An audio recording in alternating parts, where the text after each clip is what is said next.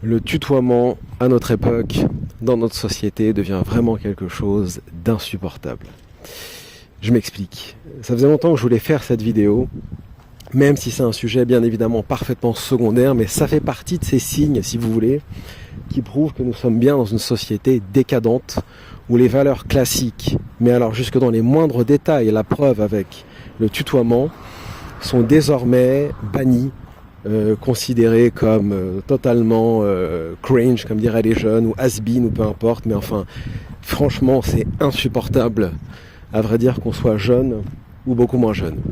Bon, mettez-vous à ma place. Je rentre dans un bureau, une administration, ma foi, tout à fait respectable. La personne que j'ai en face de moi ne me connaît pas, je ne la connais pas. Bon, j'approche la quarantaine, je sais que je suis très beau et que je suis plus jeune que mon âge. Bon, on arrête les bêtises, mais en attendant, je veux dire, à quel moment vous êtes à la direction d'une administration et vous dites à un parfait inconnu qui vient récupérer un courrier ou ce que vous voulez, oui, Non mais, depuis quand on tutoie des inconnus ? Depuis quand on tutoie des inconnus dans un bureau d'un établissement ?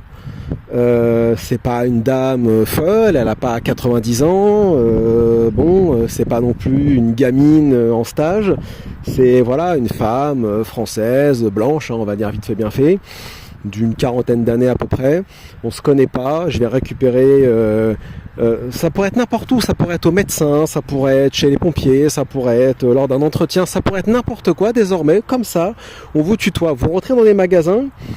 J'avais déjà repéré ça dans certains magasins, genre, on va pas dire les noms, parce que ça se tombe, un mois après cette vidéo, ils auront tous fermé, donc ça n'a aucun intérêt, mais il y a des magasins comme ça, des magasins de vêtements pour jeunes et moins jeunes, où on vous tutoie. Vous rentrez dans des cafés, des coffee shops aussi en région parisienne ou n'importe où en France, on vous tutoie également.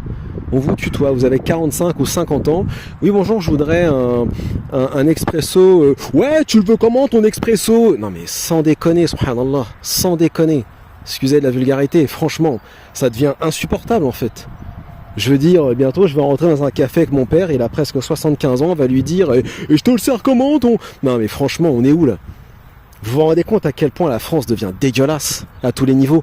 On n'a plus de valeur, on n'a plus rien en fait. Je veux dire, tout à l'heure, j'attendais un transport, et il y a une jeune fille qui s'est collée contre un mur, et elle était en train de lire un livre. Vous vous rendez compte ?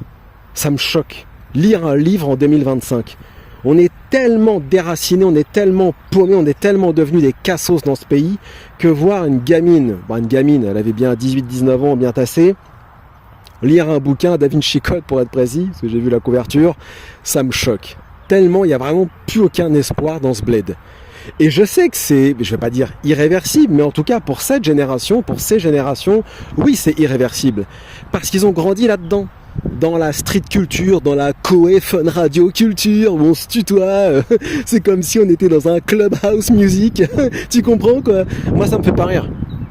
Ouais, je le dis comme ça, mais dans le fond ça me fait pas rire en fait. Je veux dire, qu'est-ce qui pourrait nous motiver à rester en France en fait ?